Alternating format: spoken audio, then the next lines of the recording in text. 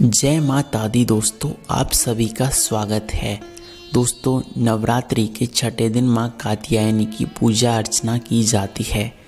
इनकी उपासना और आराधना मात्र से बड़ी आसानी से अर्थ, धर्म, कर्म, काम और मोक्ष चारों फलों की प्राप्ति होती है। उसके रोग, शोक, संताप, भय नष्ट हो जाते हैं और जन्मों जन्मों की गरीबी, दरिद्रता दूर होती है। साथ ही समस्त पापों से छुटकारा मिलता है। इस देवी को नवरात्रि के छठे दिन पूजा जाता है।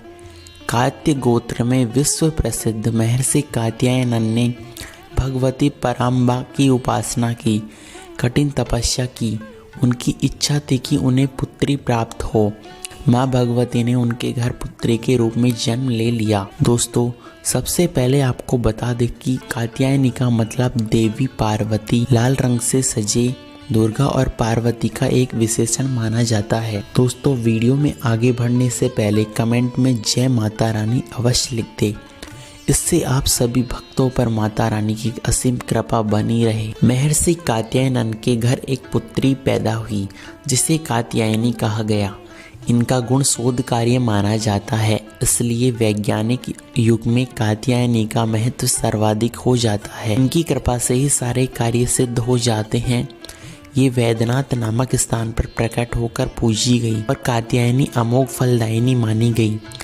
भगवान कृष्ण को पति के रूप में पाने के लिए ब्रज की गोपियां इन्हें ही पूजती थी। यह पूजा कालिंदी यमुना के तट पर की जाती थी, इसलिए ये ब्रज मंडल की अधिष्ठात्री देवी मानी जाती है। इनका स्वरूप अत्यंत भव्य और दिव्य है। ये स्वर्ण के समान चमकीली और बास्वर है। दोस्तों, इनकी 4 भुजाएं हैं। दाईं तरफ का ऊपर वाला हाथ अभय मुद्रा में है तो नीचे वाला हाथ वर मुद्रा में। माँ के बाईं ऊपर वाले हाथ में तलवार है तो नीचे हाथ में कमल का पुष्प सुशोभित है। इनका वाहन सिंह यानी शेर है। इनकी उपासना और आराधना से भक्तों की बड़ी आसानी से धर्म, कर्म, काम, मोक्ष चारों फलदायी फलों की प्राप्ति होती है। साथ ही पूजा करने से रोग, शोक, संताप नष्ट हो जाते हैं। जन्मों जन्मों की गरीबी दूर हो जाती है। इसलिए कहा जाता है कि इस देवी की उपासना करने से परम पद की प्राप्ति होती है। दोस्तों, सरंभासुर का पुत्र था महिषासुर, जो अत्यंत शक्तिशाली था। उसने कठिन तपस्या की। ब्रह्मा जी से प्रकट होकर कहा, वत्स, तुम मृत्यु को छोड़कर सब कुछ मांग लो। महिषासुर ने सोचा कि फिर कहा, ठीक है प्रभु, देवता, असुर, मानव, किसी से मेरी मृत्यु ना हो। किसी स्त्री के हाथ से मेरी मृत्यु निश्चित करने की कृपा करे। ब्रह्मा जी एवंस्तु तथा तथास्तु कहकर लोग चले गए।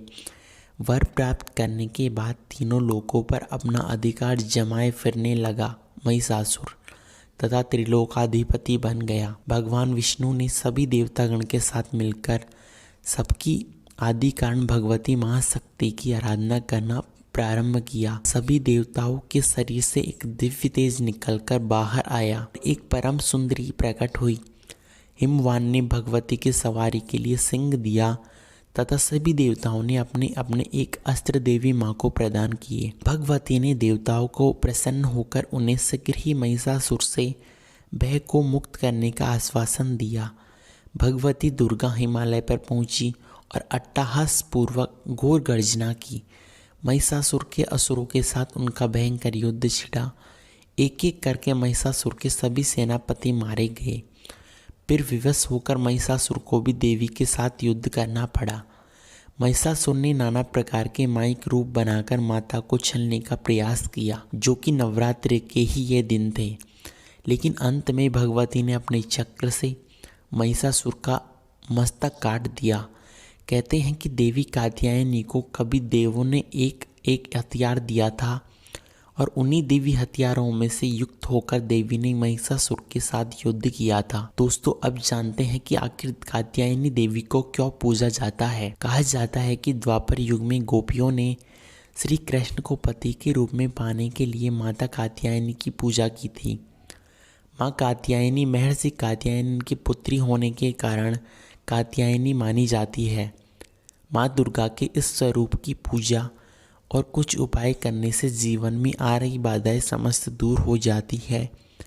साथ ही विवाह के लिए भी योग बनने शुरू हो जाते हैं। दोस्तों, आज का पूरा दिन माँ कात्यायनी की पूजा के लिए समर्पित है।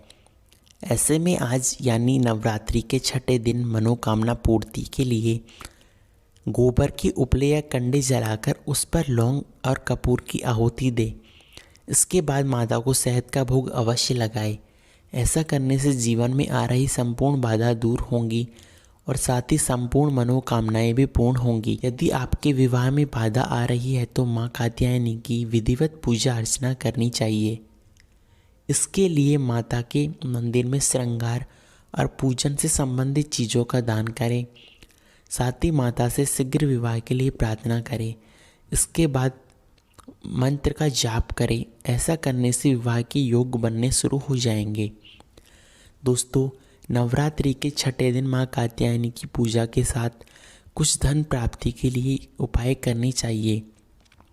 आज के दिन कभी भी एक नारियल ले, उसके साथ एक लाल, पीले और सफ़ेद रंग का फूल लेकर माता को अर्पित करें। इसके बाद 9वीं तिथि की शाम को फूलों को नदी में प्रवाहित कर दे और नारियल का लाल कपड़ा लपेटकर तिजोरी में रख दे। ऐसा करने से धन धान्य की बढ़ोतरी होती है। ज्योतिष के अनुसार इस दिन नौकरी व व्यवसाय में उन्नति के लिए मिट्टी के 2 दीपक लें, उसमें कपूर जलाए। उसके बाद सरसों का तेल दीपक बनाकर माता की आरती उतारे। ऐसा करने से तरक्की के मार्ग खुल जाते हैं। दोस्तों, शास्त्रों में माँ कात्यायनी के स्वरूप का वर्णन मिलता है। माँ कात्यायनी का शरीर सोने की तरह सुनहरा और चमकदार है। माँ की सवारी सिंह है, 4 भुजाएं हैं। मान्यता है जो भक्त माँ कात्यायनी के सच्चे मन से पूजा अर्चना करता है उसके सारे कष्ट दूर हो जाते हैं। कहते हैं माँ की पूजा का पूर्ण फल भी मिलता है जब मंत्र और जप सही से किया जाए तो। दोस्तों, अब जान लेते हैं कि माँ कात्यायनी का प्रिय रंग कौन सा है। धार्मिक मान्यताओं के अनुसार देवी कात्यायनी को महिषासुर मर्दिनी के नाम से भी जाना जाता है, क्योंकि इन्होंने महिषासुर का वध किया था। माँ को लाल रंग बेहद प्रिय है, इसलिए माँ श्रृंगार लाल रंग का करना चाहिए माँ के लिए। इसके अलावा नवरात्रि के छठे दिन नीले रंग के वस्त्र पहनकर पूजा करें। दोस्तों, अब जान लेते हैं कि नवरात्रि के दिन कौन से मंत्र का जाप करें। माँ कात्यायनी की पूजा के दौरान मंत्र चंद्रहासो जय वल्करा शार्दूलवर वाहना कात्यायनी शुभम ददा देवी दानव घातिनी, अर्थात इन्होंने माता ने दानवों का वध किया था, इसलिए इनकी पूजा अर्चना करना माना जाता है। फ्रेंड्स, हमारे द्वारा दी गई जानकारी आपको कैसी लगी कमेंट में अवश्य बताएं। साथ ही कमेंट में जय माता रानी लिखना बिल्कुल ना भूलें। धन्यवाद।